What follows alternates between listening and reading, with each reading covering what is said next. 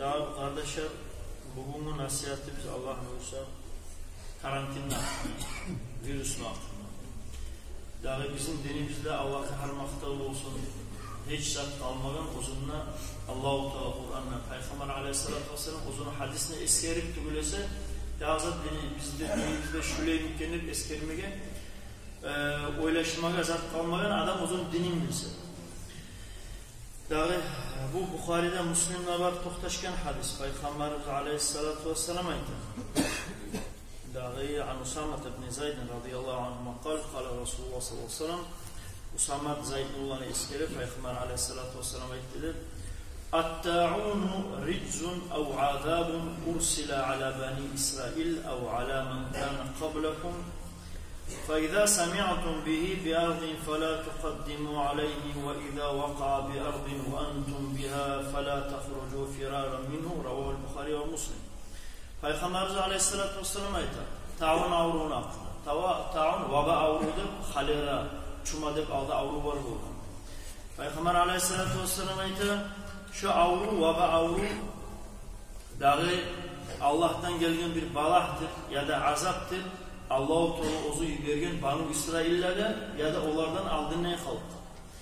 Daha siz eşitseniz, bir yerde şu vaba avru ya da taun avru varken eşitseniz, şuna bağlı ne varmayız, ama şu yere siz girseniz ve ondan çıkmayız der Peygamber Aleyhisselatü Vesselam. O nasıl ki karantin. Karantin ne gezer? Vargan yerine çıkmayız, girmeysin.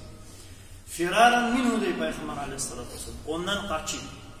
Kaçıp nizattır, adam bir işke boynuna düşkenden şöyle avrulu olanına adam boynun vermeye gerek Allah buyurgan zattır. Allah-u Teala buyurgan olsa adam avrulmada olur. Avrulsa ölüp de getir. Yani işte kadarullahi maşa'ade beyde. Allah buyurgan zat. Yani bunu bir avda bozular izlep tapkan zat da tügül bundan kaçıp da olmayadım. O sayılı kardeşler gelgen zat ki adam boynun vermiyor. Ama Peygamber Aleyhisselatü Vesselam ayetken kuyda adam sağlanmada gerek. Ona girmede tarih tuğul, çıkmada tarih tuğul.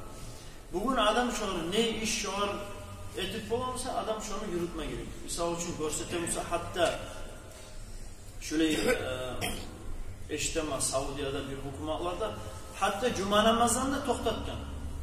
Cuma namazlarını meclitte cihilmakta cama namazlarını toktatken.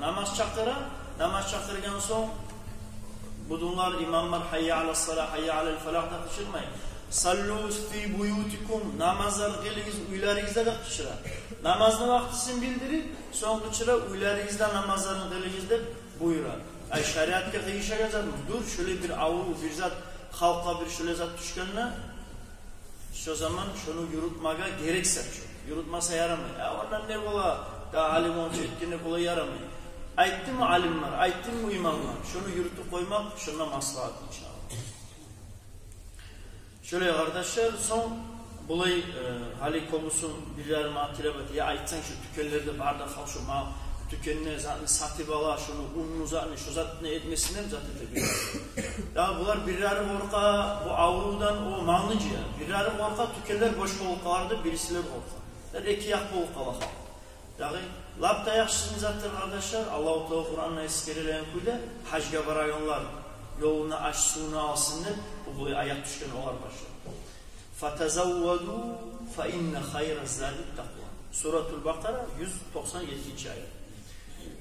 Dağı bulay tazavvadu degen zat aç suyunu onlarıyız.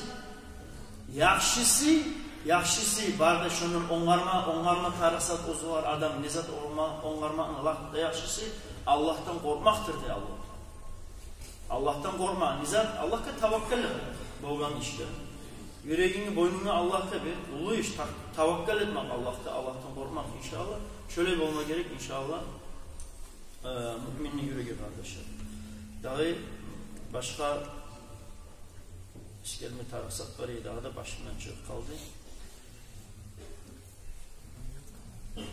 Şöyle inşallah Cuma'nı da biraz kıskatsa izlep şöyle izatta bari itilagan inşallah şu var böyle. Allah tavfik versin ya Allah. Allah-u Teala har valattan ya Allah bizim araya getsin ya Allah. Yani şöyle izat boynundan düşkenine taza müminlerden bulmaga Allah nasip etsin. Hatta adam avrudan ölüp ketse Peygamber aleyhissalatu vesselam eskeri baytken dağı al-maktunu şahit. Bu kursak avrudan ölüp ketken adam şahit.